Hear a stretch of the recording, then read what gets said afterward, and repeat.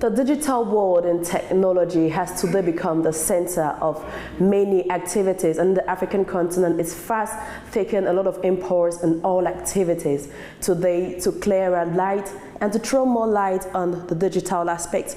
Mrs. Maureen Nneka MBA, head of the MANSA Digital Initiative, who has been awarded as Top 10 Women Leaders of Finance 2023, will throw more light on how the digital world can actually boost a development in the African continent. Welcome, Mrs. Nneka. No, thank you for having me on this show. Always a pleasure. So today we'll be talking about the digital world, and I would like you to tell us the impact of the digital world on the African continent. Actually, to start with, I must inform you that we started this digital initiative in the bank with the MANSA Digital platform. That was the first digital initiative of the bank. Just to give you that brief introduction. Now, for us to go into the digital technology and what is the impact to the entire world, you will agree with me that today technology is fast evolving, and it has a lot of impact. It has its own advantages and disadvantages in the global economy, and not to talk about the African continent. So when you see this type of mechanism or tool that has actually changed and transformed the lives of everybody in every aspect of our lives, you don't hesitate to join. Like I said, it has its own negative and positive sides. And if you see today, it's fast evolving globally. Everybody wants to be techie savvy. Everybody wants to actually do things the digital way. You can transfer money through your phones. You can also send messages through your phone, rather than going to write lengthy letters and all that. That could be done instantly. And you can even send money to your grandparents or your parents in the village within a twinkle of an eye. So you can see that the digital world is fast moving, and we Africans, if we don't join the digital world, we might find ourselves lacking. So we see everybody is now want to be techie savvy. Even in the villages, in the remote areas, the farmers, they do their things using their cell phones to transform and to transfer and to transact businesses in different ways. So we see the digital world quite evolving, and Africans are also embracing it. The mass is actually embracing the digital world, but how far with the acceptance of the fact that today we actually move from hard work, we actually move from human-made things to the machinery, to the digital, doing everything for us? How do people accept that out there as Africans? It's something everybody is embracing. But I think for the African continent, we are trying to actually do things differently. And if you take the financial institutions, for instance, you go to the bank. Today, you can even stay in your offices at home, transact businesses with your bank, register for any business you want to do, register for your children at school, transfer school fees to your children. So it facilitates a lot of activities that will actually engulf a lot of money. Taking transport to go to the bank, taking transport to go to the schools, to pay the school fees. Now the digital world have told you that you can do it from anywhere you are. So I see that being a great advantage to all the entire African continent. And of course, that learning, that teaching, that training, that capacity building are also required to be able to do things the right way, rather than doing things in the wrong direction. So I believe that for us to be fully digitalized, for us to be fully join the digital world, we have to actually conduct a lot of training, and of course a lot of capacity building for our different entities. Talking of training, that actually brings us to the skills and talents, the education behind digital practices. How can we better ameliorate our skills and talents in the African continent, provided that many people have not yet had the better mastery of all these skills? I think these things should be taught at schools. It should be part of the curriculums in schools. And I believe also that for our growing economy, you can imagine that Africa is the youngest growing economy in the continent. So we contribute, I think, about 60 to 70% of the youth in globally. So you can see that we have a world ahead of us, and being digital will also transform the African continent. Like I said, the MANSA Digital Initiative was the first digital transformation in the bank, the first digital tool the bank took. And the bank, Afrexim Bank, is not relenting. We are actually going technology in everything we are doing. So the bank has taken it upon itself to even establish a unit that is called IMPED, Innovation and of course Development Unit. So that Innovation and Development Unit will also assist, because they are experts in the field of technology.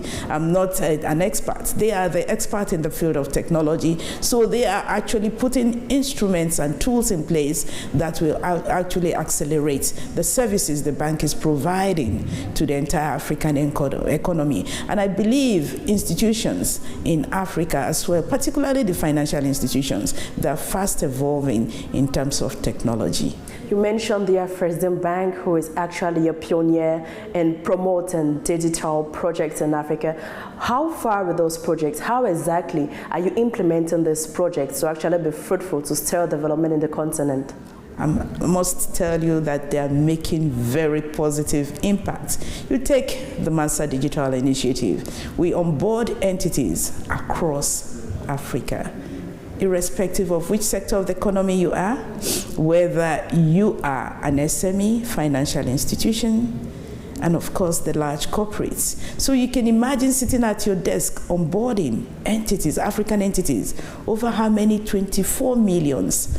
As stated by IFC, we have over 24 million of registered SMEs. So you can imagine sitting at your desk to onboard all these entities and then conducting that training, because before you onboard, you have to conduct trainings so that the entities will understand the product you are offering to them and the benefits and the purpose of that product. So for us to sit down, have a class of about 200, 300 people in a room, and then they're onboarding themselves. We give them the manuals and they are onboarding themselves. It's quite amazing and interesting to us. So, and that has been actually the tool, the methodology we've put in place. So even the regulators themselves, the agencies we have adopted, all of them are actually organizing that mass training or group training, as you may call it. So you can see actually the bank is doing a great things. You take the Pan-African Payment Settlement System. That again is another tool that the bank has put in place that will help you to transact business within splits of seconds. So you can imagine that type of tool, how it's transforming it in the entire Africa. So you see, MANSA is that first gateway. Information, you will agree with me, is key.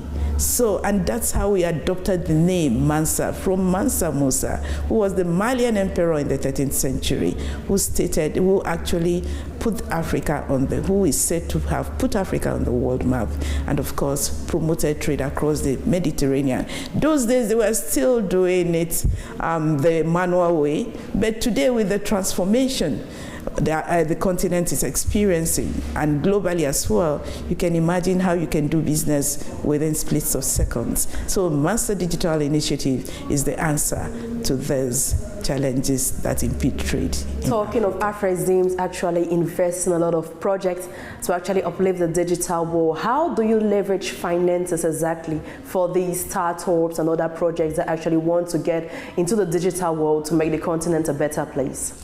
You will ask the mandate of the bank, like I earlier stated, is to promote, expand, and of course support intra and extra African trade, particularly export leaving the continent. So you can imagine the bank that is given that type of challenge or that type of mandate, it doesn't sleep.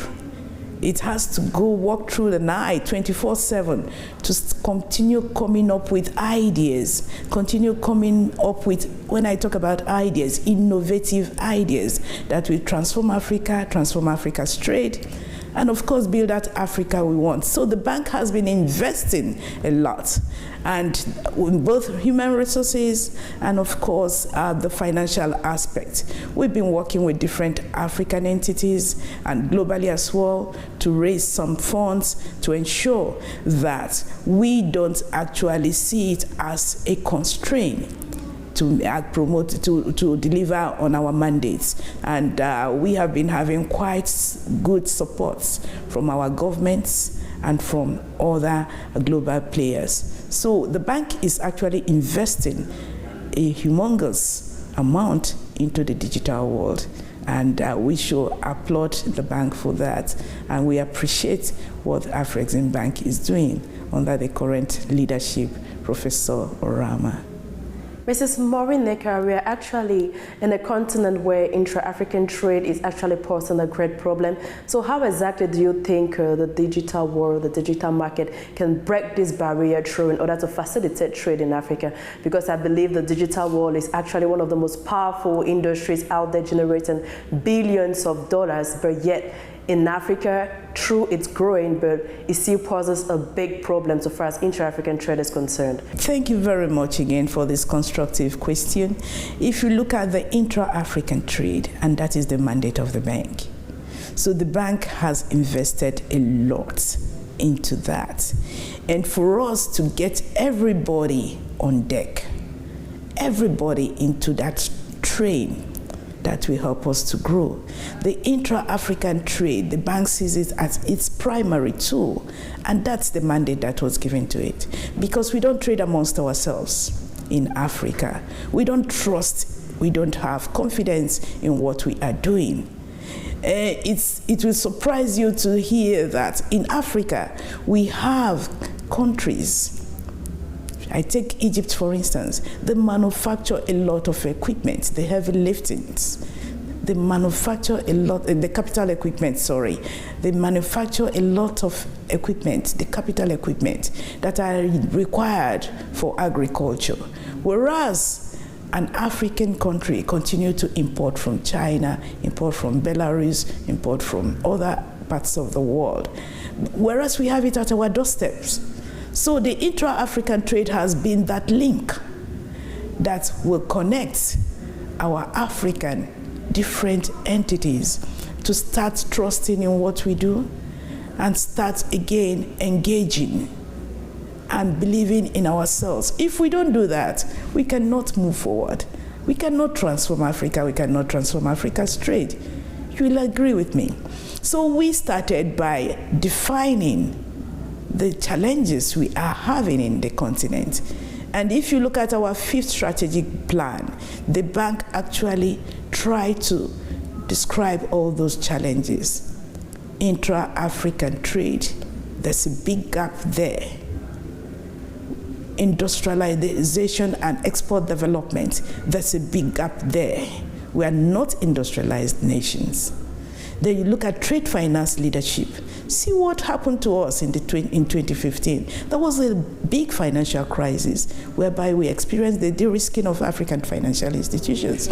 We also saw the departure of non-African financial institutions from the continent.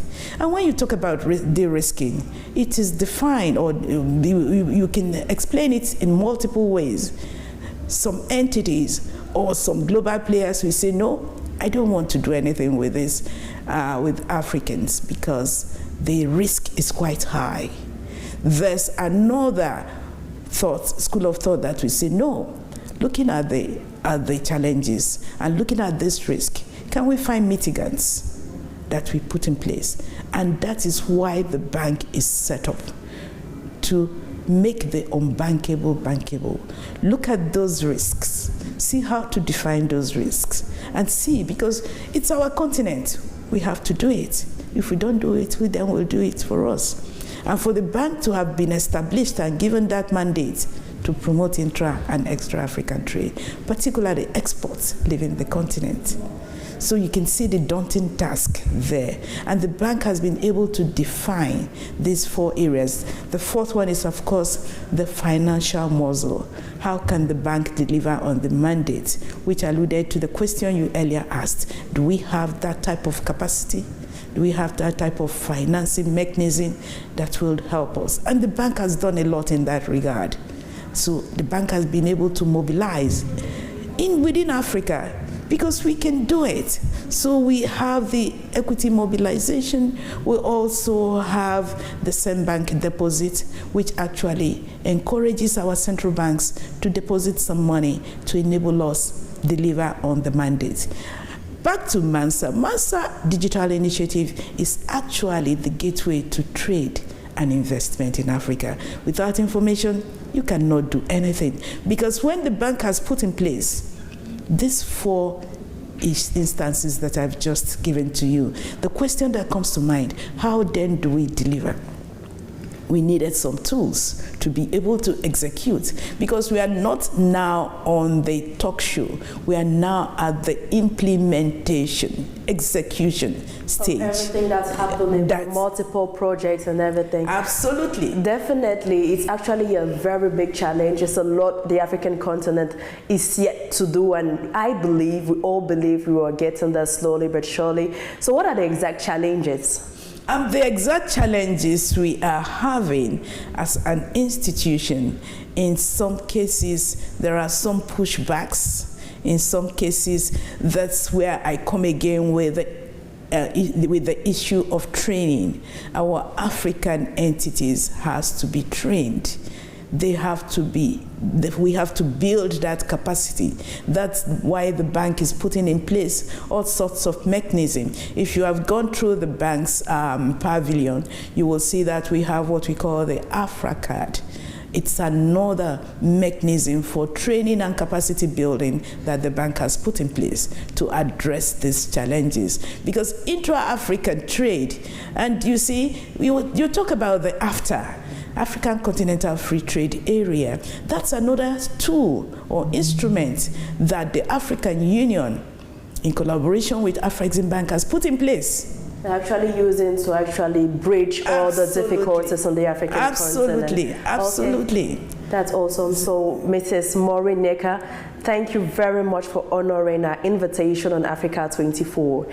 Ladies and gentlemen, we have come to the end of this interview. Hope you take back home that the digital world is definitely breaking barriers and Africa is ready to accept all major challenges. Stay tuned with us for other programs. Thank you.